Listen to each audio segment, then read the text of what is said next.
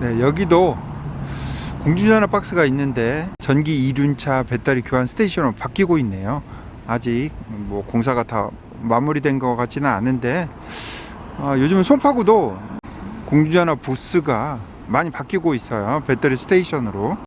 네, TNK 프리 김기현입니다. 앞에서 언급한 배터리 교환 스테이션 일명 BSS에 관해서는 뒷부분에서 따로 언급하겠습니다. 오늘은 먼저 이제 국내 전기 이륜차 2022년 하반기 전기 이륜차 소식을 전하도록 하겠습니다. 혼다 전기 스쿠터에 관한 이야기입니다. 혼다 일부 매장에서 전기 스쿠터를 전시하거나 매장 업무용으로 구매해서 사용하고 있습니다. 혼다는 일찌감치 소형의 전기 스쿠터를 빠르게 개발해 놓은 상태로 있습니다. 특히 배터리 교환 방식을 사용하고 있습니다. 국내 일부 매장에서 시승용 또는 업무용으로 사용하고 있는 차량은 바로 벤니입니다. 내연기관 스쿠터 벤니하고 동일한 디자인이고 전기 모터로 파워트레인을 바뀐 모델이 되겠습니다. 벤니도 모터 출력이 낮은 거하고 높은 게 있는데 두 가지 버전 중에서 국내에서는 아무래도 높은 버전, 최대 출력이 4kW 정도인 높은 버전 사용하고 있는 게 아닌가 추정하고 있습니다. 서울시에서 이미 2, 3년 안에 배달용 오토바이를 전기 이륜차로 다 대체하겠다고 밝혔는데요. 거기에 대해서 이미 대비하거나 또는 국내 이륜차 시장, 특히 전기 이륜차 시장이 서서히 발전하고 있기 때문에 거기에 대응하는 차원이 아닌가 싶습니다. 아직 혼다 코리아는 전기 이륜차의 국내 출시나 이런 걸 염두에 두고 있지 않다고 제가 문의를 했는데 그렇게 답변이 왔습니다. 또 보조금 신청도 아직 하지 않은 상태에 있습니다. 뭐 혼다 코리아가 어떤 식으로 또는 혼다가 대응하는지 지켜봐야 될 것 같습니다. 이제 다음은 DNA 모터스입니다. DNA 모터스는 이미 배터리 교환 방식의 전기 스쿠터를 판매하고 있습니다. EM1S라는 차량인데요. 이에 나아가서 다음 달인 7월 달이 되겠죠. EM1에서 살짝 개조한 배달용으로 개조한 EM1D라는 모델을 출시 예고하고 있습니다. 서로 비교해 보자면 EM1S에 비해서 디자인은 거의 동일하고 시트를 1인승으로 바꿨고 화물 적재 공간을 좀 더 넓힌 상태에 있습니다. 그리고 화물 적재를 좀 더 크게 하기 위해서 시트를 1인용으로 바꾼 거라고 볼 수 있겠어요. 탑박스를 좀 더 큰 거를 탑재할 수 있게 바뀐 거라고 보여지고요. 그리고 최대 모터 출력을 살짝 좀 더 EM1S에 비해서 키운 상태로 있습니다. 아무래도 화물이 적재하다 보니까 더 많은 출력이 필요해 보여서 좀 변형한 것으로 보여집니다. 환경부 보조금 인증을 통해서 곧 출시할 예정으로 보입니다.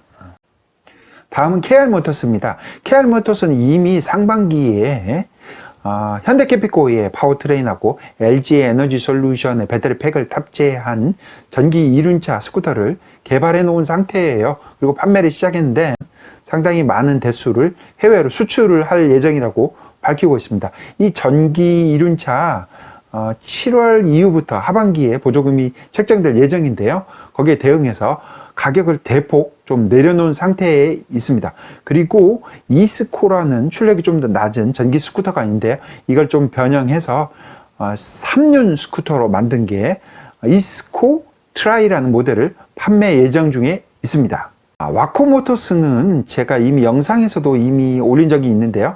X10이라는 LG 에너지 솔루션의 배터리 교환 방식을 쓰는 차량을 개발해 놓은 상태로 알고 있습니다. 그런데 올해는 판매가 쉽지 않을 것으로 보여지고 이 판매는 내년으로 미루어질 것으로 보입니다.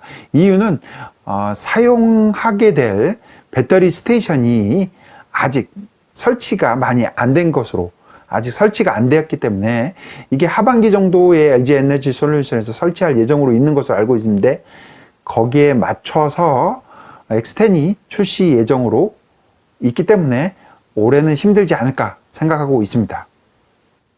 다음은 국내 전기 이륜차를 개발하는 신생 업체에 관한 소식입니다. 두 업체가 있는데요. 하나는 젠트로피고 하나는 E3 모빌리티입니다. 젠트로피는 이미 1차 사전 계약에서 접수를 받은 Z 모델에 대해서 7월 달에 출고를 예정하고 있고 거기에 따라서 사전 예약한 사람들 하나 둘씩 출고를 할 예정으로 있고 지금 2차 사전 계약에 있는 상태입니다.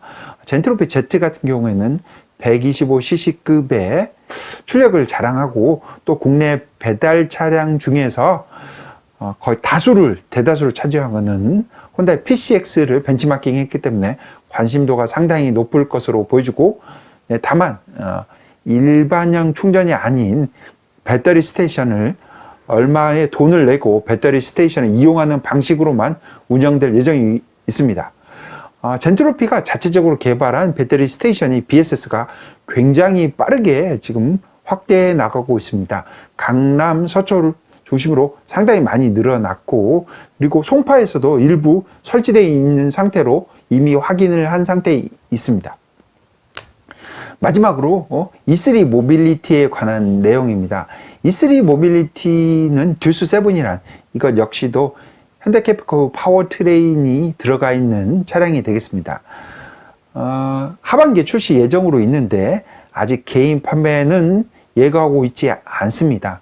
다만 이제 배달 회사를 중심으로 B2B 판매를 우선해 할 것으로 보여집니다. 추가적으로 올해 하반기에 새로운 업체가 전기 이륜차를 생산한 업체가 등장할 것 같습니다. 농기계로 유명한 대동이 아시죠? 거기에서 대동 모빌리티라는 회사에서 배달용으로 전기 이륜차를 또 생산할 예정이고 출시할 예정으로 있기 때문에 이걸 쳐다보는 재미도 솔솔할 것으로 보여집니다. 네, 이번에는 배터리 교환 스테이션입니다. 앞에서 봤다시피 서울시에 있는 공유전화 부스가 하나 둘씩 빠르게 BSS로 교체되고 있어요. DNA 모터스의 BSA D 스테이션으로 교체되고 있는데요. 배터리 스테이션 BSS를 빠르게 확장하고 있는 가장 적극적인 업체가 바로 DNA 모터스입니다.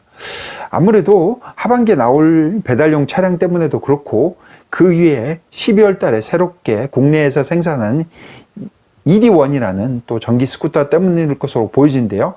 제가 봤을 때 개발하는 업체든 아니면 차량을 구매하는 개인의 피해나 손해를 좀 줄이기 위해서 BSS를 확장하기보다는 먼저 배터리 스테이션에 들어갈 배터리 팩을 표준화하는 게 먼저이지 않을까 생각하고 있습니다.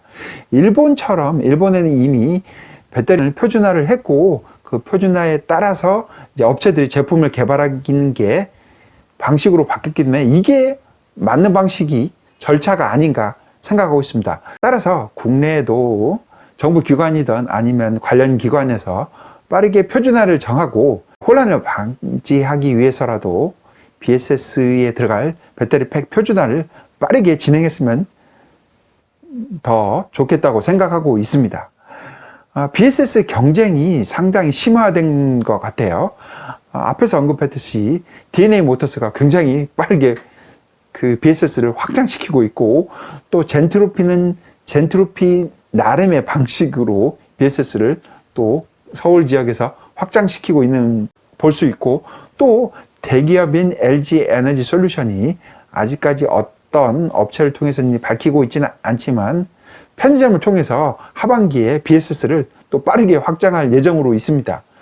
이게 서로 경쟁하기보다는 먼저 표준화를 정하고 BSS를 확장하면 공용성의 면에서 이용하는 사람들 면에서 소비자 면에서 더 편리하고 나을 것으로 보여집니다.